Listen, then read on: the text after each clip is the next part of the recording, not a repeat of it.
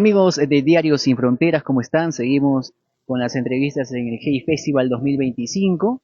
Ahora tenemos el grato placer de conversar con Pedro Cateriano, quien hace poco ha publicado una biografía política acerca de nuestro Nobel Mario Vargas Llosa.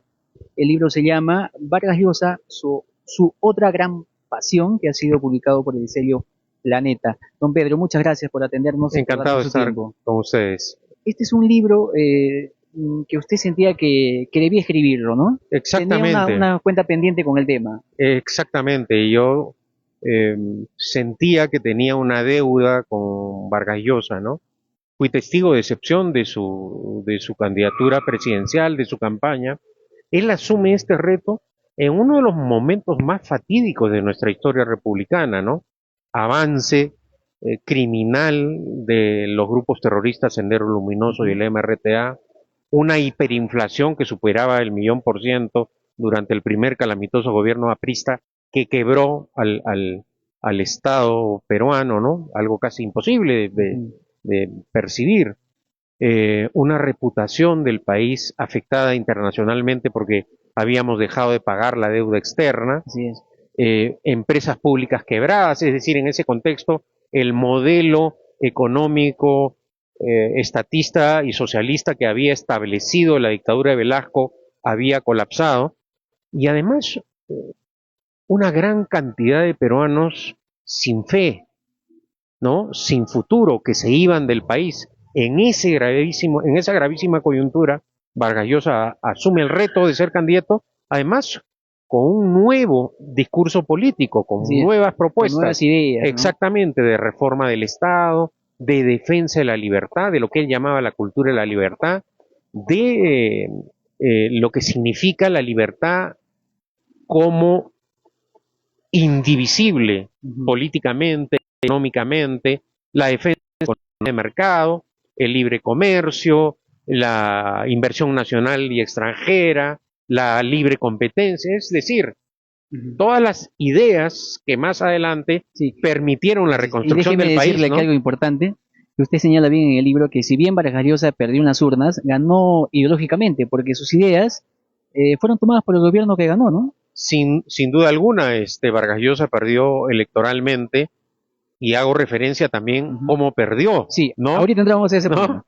Pero es cierto lo que usted dice, yo consigno en el libro que fueron las propuestas de Vargas Llosa desde cómo detener la hiperinflación mediante el programa de ajuste o shock, Ujú. las propuestas de reforma del Estado, de la economía de mercado, las que transformaron al Perú y permitieron su reconstrucción, ¿no? Ahora, Vargas Llosa perdió, puede ser hasta cierto punto de manera legal, pero hubo tantas cosas detrás. Incluso usted denuncia un chuponeo, una Ujú. interceptación telefónica por parte del gobierno de Alan García que apoyó a Fujimori, ¿verdad? El SIN, efectivamente, una de las novedades de este libro es que está íntegramente el informe de la comisión investigadora del Senado que disolvió Fujimori, en donde, por ejemplo, está el testimonio del expresidente Fernando Belaúnde, Ujú. que es citado por esa comisión, Ujú. le muestran, le exhiben las interceptaciones y él reconoce, ¿no? Entonces, el SIN, era el Sistema de Inteligencia Nacional, controlado por el general Cucharita Díaz, Ujú. ¿no? Se puso al servicio o usó ilícitamente el poder para beneficiar a Fujimori. Y Así es. quien le entregaba a Fujimori las transcripciones era nada más y nada menos que Vladimiro Estaba Montesinos. haciendo sus pininos, digamos, Bueno, ¿no? y también lo detallo en el libro, ¿no? Ujú. Claro, claro. Fujimori nunca más abandonaría el método del espionaje Así telefónico, es. ¿no? Hasta Ujú. el final, durante todo su gobierno, Ujú. se dedicó al espionaje telefónico. Y cínicamente, cuando se logra su extradición de Chile y es citado por la justicia, él se allana, reconoce esos delitos. Sí, Sí, sí, sí, es bueno, verdad. en esencia, eso fue desde el Ahora, comienzo, ujú, digamos, lo impactó a él este método ilícito y ciertamente es una ventaja, ¿no? claro, Tú sabes a quién vas a entrevistar, le puedes organizar un meeting, una claro. contramanifestación, sabes a dónde va a viajar, le puedes eh, plantar ahí esos de corrupción, denuncias, no fue una campaña limpia. Y de otro lado también hago recuerdo de que García le ofrece un pacto, Claro, claro, claro. ¿no? Cuando se conocen los resultados de segunda vuelta, segunda vuelta. Claro, cuando se conocen los resultados de la primera vuelta electoral, se reúnen representantes del APRA designados por García y de Vargas Llosa. Y lo que pedía Alan García era la presidencia del Senado en favor de Luis Alberto Sánchez para impedir que el proceso de acusación constitucional prosperara, ¿no? Ya desde ese momento, Vargas Llosa observó que la corrupción en el país estaba afectando la institucionalidad del país. García pedía eso a cambio de su apoyo, ¿no es cierto? En la segunda vuelta. Sí, claro. Y entonces Mario no aceptó ese pacto infame, ¿no? Y García fue con Fujimori. Y García, naturalmente. La segunda vuelta, de donde aparecían los tractores en todo el Perú, el diario Página Libre, también detallo los orígenes de dónde salía el dinero para montar un periódico, una campaña. Alan García era el dueño, creo, uno de los dueños. Bueno, hay ese diálogo que yo consigno con un conocido periodista, en donde llega a hacerle una entrevista, se sienta y le dice, usted ha trabajado para mí, ¿no? Sí. Entonces, cínicamente, como si no pasara nada, ¿no? Bueno, esos eran, ¿de dónde salía el dinero si el país estaba quebrado? Y si el señor decía que no tenía dinero, ¿no? Entonces, bueno, eso de alguna manera ayuda a comprender y es, digamos, una crónica de lo que ocurrió. No porque Vargas Llosa necesita abogados defensores ni escuderos, como dicen, no. Tiene el propósito de llegar a la verdad, ¿no? Y algo que destaco en el libro también es el uso de la mentira, ¿no? Claro. Y creo que el tiempo le ha dado la razón a Vargas Llosa, ¿no? El uso de la mentira permanente ha terminado erosionando a la democracia peruana, ¿no? A que la gente no crea en los dirigentes, no confíe, y si algo caracterizó a Vargas Llosa en esa campaña fue el uso de la verdad, como por ejemplo el planteamiento para detener la hiperinflación. Él dijo claramente que había que aplicar un programa de ajuste o shock.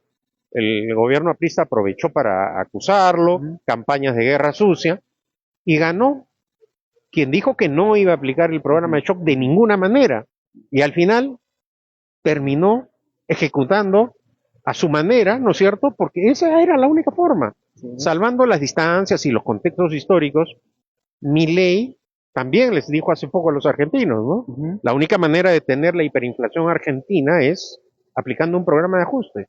La diferencia es que los argentinos eligieron a Milei diciéndole, o mejor dicho, en base a un discurso basado en la verdad. Acá eso no ocurrió. Ahora, don Pedro, la izquierda detesta a Fujimori, lo ve como un monstruo, pero en los 90 quien creó ese monstruo fueron también ellos, ¿no? Bueno, Fujimori recibió apoyo de la izquierda. Sin duda alguna, ese es uno de los casos curiosos de la política peruana, ¿no? Quienes crearon a Fujimori fueron los izquierdistas y los apristas. No hay que olvidar que el voto de la izquierda y el voto de la APRA permitió la victoria de Fujimori. Eso es absolutamente irrefutable.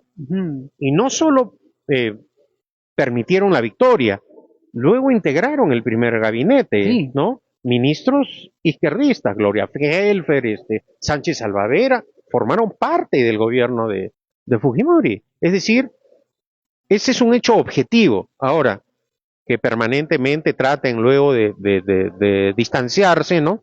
Como ahora tratan de negar el golpe de Castillo, ¿no? Son hechos absolutamente, repito, irrefutables. Fujimori llega al poder por un voto irresponsable, porque Fujimori no tenía experiencia de gobierno, no tenía cuadros técnicos, no había hecho planteamientos serios, y eso tuvo un costo, ¿no? Al final, Fujimori terminó aplicando a su manera, en el ámbito económico, ¿no es cierto?, las propuestas que Vargas Llosa, usando la verdad, las presentó ante la ciudadanía del Perú, ¿no? Ahora, un dato interesante también es que Vargas Llosa renunció o quiso renunciar cuando se dieron a conocer Sí, los resultados de la primera vuelta, ¿no? sí, Estaba decidido a hacerlo. ¿En qué cambió? no solo estaba decidido, lo ¿Mm? hizo. ¿Sí? Fue donde Fujimori le dijo, Ah, sí, yo claro, quiero renunciar claro. para que mis cuadros técnicos, Ah, mi programa, lo apliques. claro, ¿Por qué claro, claro, razón lo hizo? Porque no quería que cayera en manos de la izquierda y del APRA. claro. Porque en ese contexto, en ese momento político, eh, las propuestas de Fujimori eran la continuidad del estatismo, del populismo, de la demagogia, y eso no iba a detener la crisis económica del país. Y esa fue una de las razones por las cuales tuvieron esta reunión cercana, Ujú. y después ocurre ese detalle, ¿no?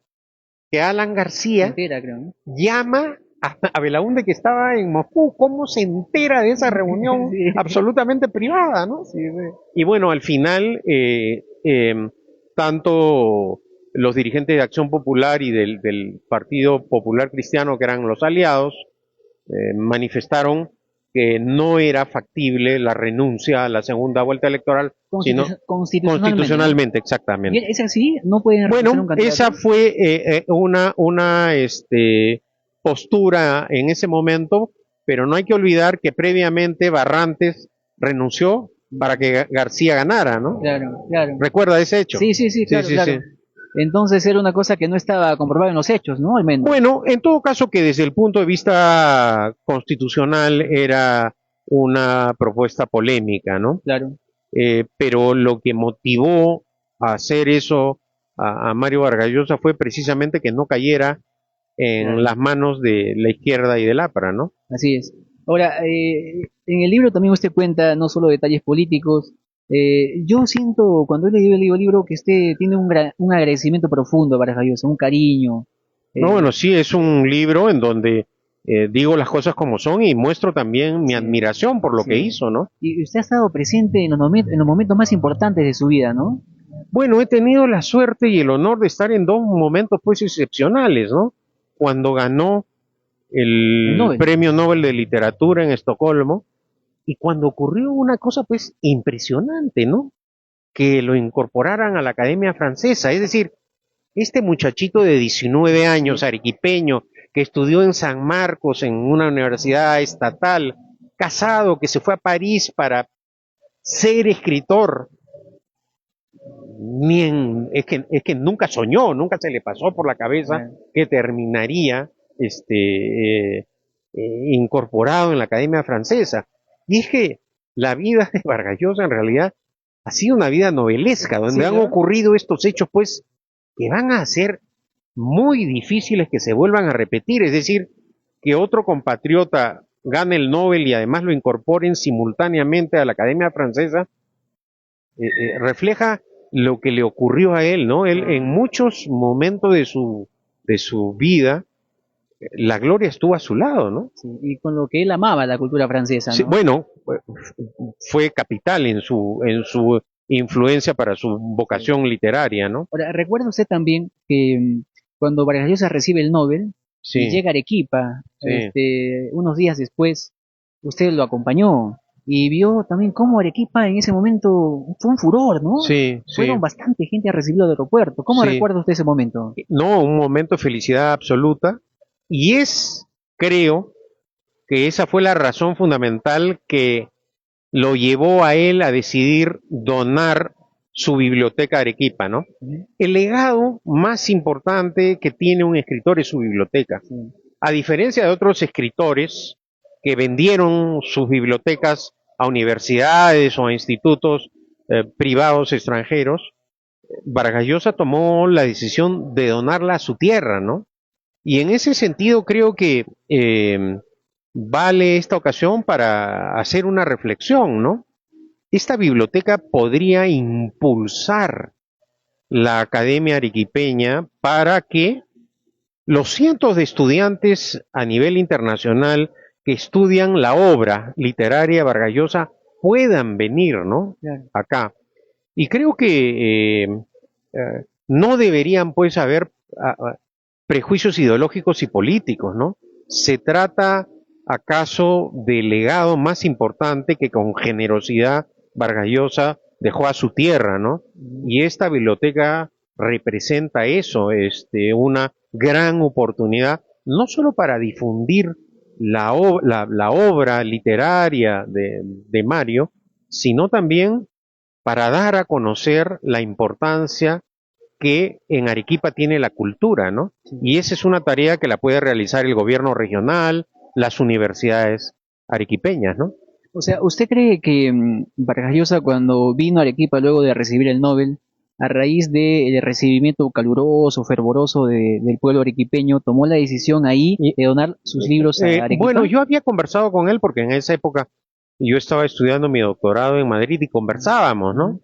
Este, y ya en ese momento él tenía ofertas, digamos, Claro. propuestas para, como ocurrió con otros escritores, para vender, y era algo que decidió en vida, es decir, dejar lo que, porque claro, Vargas Llosa tenía una sólida posición económica, Ujú. era un escritor de éxito, pero digamos, no era un futbolista como Cristiano Ronaldo Claro, o como, digamos, o como la Foquita Farfán, claro, ¿no? claro, Sin embargo, en lugar de vender, claro. tuvo el acto generoso de donar a su tierra, a su biblioteca, ¿no? Ahora, De venderla, ¿no? en el libro también, don Pedro, usted menciona que en algún momento Vargas Llosa reconoció que él era un hombre pues de literatura, incluso de ideas políticas, pero no tanto de la práctica política, que quizás no servía para la práctica política.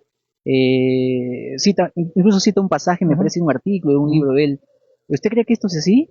Bueno, yo creo que en ese aspecto discrepo y el propósito del libro, de esta biografía, es precisamente probar cómo sus ideas no solo influyeron en la transformación y recuperación del país, sino han tenido una Ujú, gran influencia en Iberoamérica, ¿no? ujú. Al final, en las últimas décadas, Vargas Llosa ha tenido un liderazgo internacional como un liberal que ha defendido la cultura de la libertad. Así es, Y hemos visto además las reacciones en distintos países cuando ocurrió su fallecimiento, ¿no? claro. Un reconocimiento a su tarea de defensor de la cultura de la libertad.